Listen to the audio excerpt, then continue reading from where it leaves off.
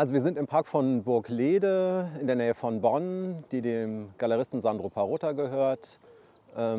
Das AMA-Projekt mit dem Rheinischen Bildarchiv hat hier seinen Ausstellungsort gefunden. Es ist ein verlandeter Teich im hinteren Teil des sehr weitläufigen Burgparks. Und hier standen 4000 Archivboxen aus dem Rheinischen Bildarchiv nun seit gut einem halben Jahr. Im September 2020 habe ich die Installation hier aufgebaut und sie hat inzwischen einen längeren Entwicklungsprozess durchlaufen. Mittlerweile ist nur noch etwa ein Drittel davon zu sehen. Im Februar sind gut 2 Drittel eingestürzt, der Teich ist vollgelaufen und es musste inzwischen einiges davon entsorgt werden. Das ist also jetzt wirklich die letzte Phase des Projekts und die letzten Aufnahmen stehen. Es gibt zwei unterschiedliche Strecken von Aufnahmen. Der erste Teil ist im Rheinischen Bildarchiv fotografiert worden. Die Arbeit der Restauratoren, die den Inhalt dieser Kartons reinigen, um sie für den Umzug vorzubereiten. Und die leeren Kartons, die dann hier im Burgpark gelandet sind, die habe ich in einer zweiten Strecke kontinuierlich über ein halbes Jahr fotografiert. Also das Material hat sich zuerst nicht so verhalten wie gedacht. Es gab im Herbst relativ wenig Veränderungen. Die Kartons haben sich als sehr robust erwiesen. Das war auch am Anfang des Projekts so eine kleine Sorge von mir, dass man vielleicht nicht genug Veränderungen haben würde.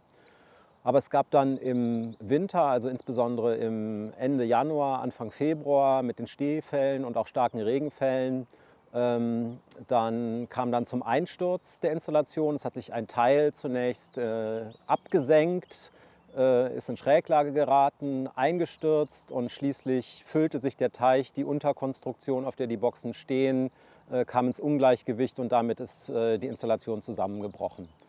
Damit hat sich das Projekt ja unerwartet beschleunigt, eine Dynamik genommen, die vorher nicht von mir antizipiert worden war. Und ja, dadurch sind aber auch durchaus spektakuläre Bilder entstanden.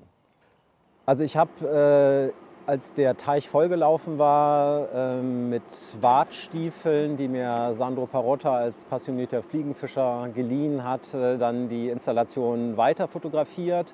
Und in dem Moment, wo das Wasser ausreichend abgesunken war, mussten wir dann eben auch, um die Auflagen, die wir hier in einem Naturschutzgebiet haben, wieder erfüllen zu können, das Material möglichst schnell entfernen. Und dabei gab es tatsächlich überraschende Entdeckungen. Es ist nämlich so, dass offensichtlich für die Archivkartons Material recycelt worden ist. Also es sind dabei Werbungen zutage getreten, die aus den 50er oder Anfang der 60er Jahre stammen und die erst dadurch sichtbar wurden, dass sich das schwarze Buchbinderlein, mit dem diese Archivboxen bezogen sind, durch die Feuchtigkeit abgelöst hatte und auf einmal Gesichter von einer lachenden Frau in mehrfacher Ausführung oder auch Kölnisch Wasser Werbung sich zeigte. Außerdem haben wir zwei Fotografien gefunden, die trotz der sorgfältigen Reinigung durch die Restauratoren und auch der Kontrolle durch das Rheinische Bildarchiv sich so unglücklich hinten in den Kartons verklemmt hatten, dass sie nicht gefunden wurden und ja, eben erst als die Kartons sich auflösten, wieder zum Vorschein kamen. Das sind zwei Fotografien, eine von einem Handlauf des Chorgestühls im Kölner Dom, wo auch eine Beschriftung eben noch dabei ist, sodass das erkennbar ist. Das andere ist eine Fotografie, ich vermute mal aus den 60er Jahren, von einem landwirtschaftlichen Gut in der Eifel. Also beide werden auch in der Ausstellung zu sehen sein als gerahmte Objekte. Sie haben natürlich Wasserschäden davongetragen und sind aber trotzdem schön.